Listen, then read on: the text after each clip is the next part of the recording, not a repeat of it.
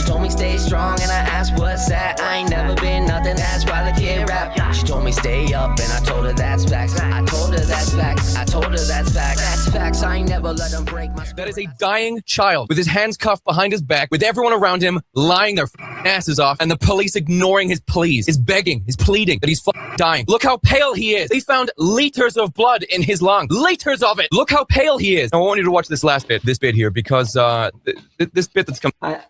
I just want you to think about this case. There were 3 officers who let this boy bleed out because apparently he was being racist and he attacked the murderers. And mind you, none of them have been punished or reprimanded. And the only thing Keir Starmer has said, hey, don't get too mad. Don't get too mad. You know, don't do anything crazy. You know, there's no reason to be racist. And just think about the whole George Floyd situation. Lord Fetty himself. The man overdoses in the steward of police. And the cop who was there is still in prison. It's been years and he's still in prison. And they burned down half the damn country. And they say, because this country is racist. If you look at the life of a black person, especially in Africa, in comparison to the United States, it's night and day. Everybody who lives in the United States are more fortunate than any person that has ever lived in any place on this planet ever. I'm talking overseas. I'm talking here before we colonized the place and made it a real civilization. Coming up next is probably the bit that's probably gonna make you pretty mad.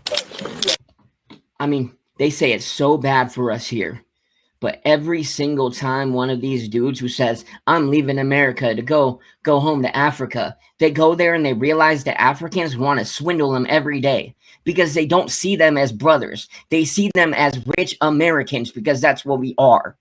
This is the only country where you can be homeless and poor and jobless and fat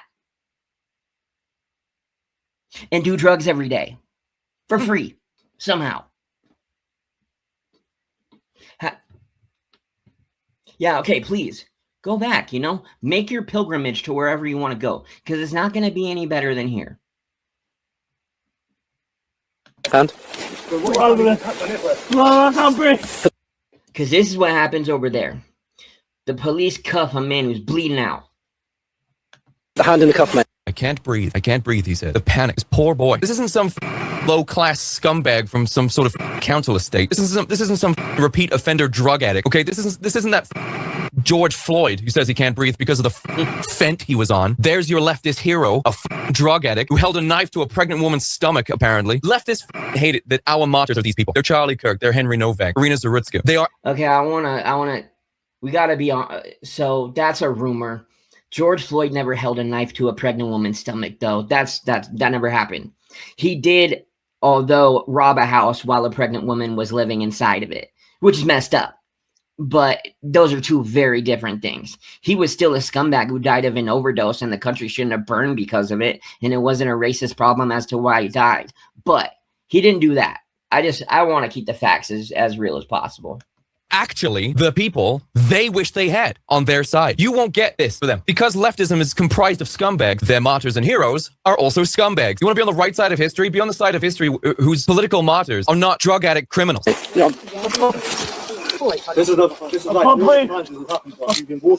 Ignored. I've been stabbed. Ignored. I can't breathe. Ignored. I can't breathe again. Ignored. Why? Why is he not responding to this? He gave him one remark. I don't think you have, mate. And that's literally all he says. Oh, except for the next bit. Look at these rats. Just standing around watching this boy die that they were all complicit in stabbing. They were all complicit in this. Deport every single one of these. If we were all F-nats, do you realize that if everyone in the UK had thrown wokeism and leftism in the toilet and had adopted a strong ethno-nationalist position, this would not have happened? And we're the bad guys? We're the fascists? We're the Nazis? We're the bad people? If people... Well, that's the problem, and it's happening here in America. It's way worse in a lot of European states, because if your life is good and you're taking care of business, your family's taken care of, You know, and you're just paying attention to what you're doing on the day in, day out, because living in the West is pretty good.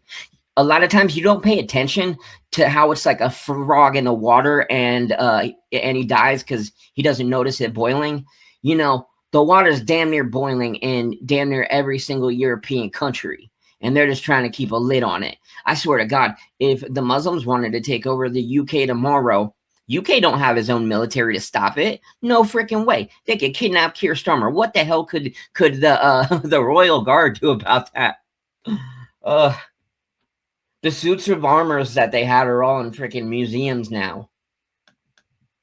But that's the point. You have to pay attention to what's going on, not just with you, but your infrastructure of where you live, like, you know, geographically, because that's why we're at where we're at.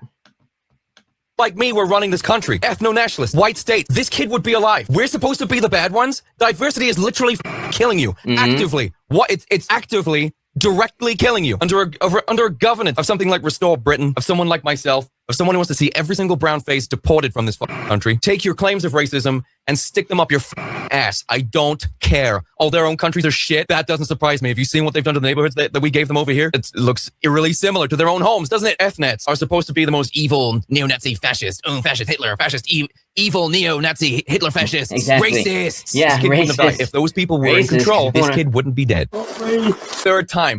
No one responds. There's like 8 people around this kid, and he is saying, I can't breathe, I can't breathe, I can't breathe. And no one is saying or doing anything. Sandy's been stabbed. Where do you think he's been stabbed? In the face? Yeah, check his face, you silly Oh no, but we have to check, don't we? Right. In the face? Just get these back off, get their details and that, and I'll keep hold of them. Should we... Right, keep you on your side, mate. Gotta read. Because they think he's drunk and about to throw up. That's why they keeping him on. Yeah, so they must be retarded, because it's just like I said, it was very clearly heard at the beginning of the original video that was cut out. Somebody saying, I'm holding him up because his mouth keeps filling up with blood. Like the police were a few yards away. That is just... George Floyd overdosed and that cop is still in prison, and these police are still out there harassing the good people of the UK. Yeah, they catch a Pakistani man kidnapping a 12-year-old. Oh, about your business, sir. Yet they catch an old woman feeding the pigeons, and they put her in handcuffs, put her in the squad car. I swear to God, I don't know where that video is, but straight up, I saw 2 police come up and throw like an old woman in handcuffs for feeding pigeons in a city where girls are getting raped like every day. And you can't even get them back because you'll get arrested for being racist. It's racist to say when the migrants do something wrong. 2 tiers. Not two-tier justice system. You know it's true. Aside, they think he's drunk. Brief then. Saying to him, keeping him on his side. It was sad when we had him in, but you know, like it. What's your name, mate? At the moment, you are under arrest. That's for assault, so you don't have to. Dead. He's dead.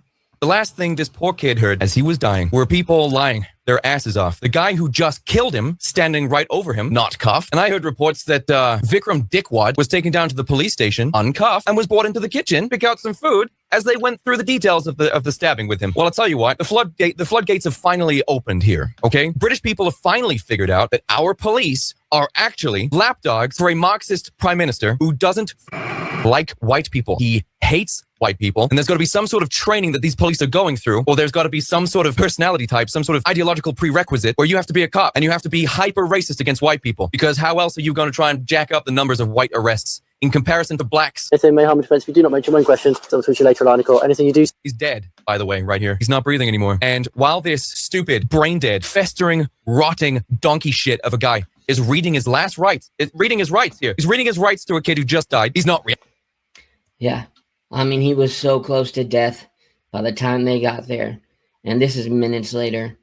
And just so, so he's a racist, see? Let him die, 18 years old. Like, he's younger than my niece. Like, that's... Alright, but... I'm tired of depressing you too much. I just want to show you something that might make you laugh and might piss you off, because the truth usually pisses most people off, but Cenk Younger is a dumbass. So yeah, that's what we're doing right now. Top screen. Bam.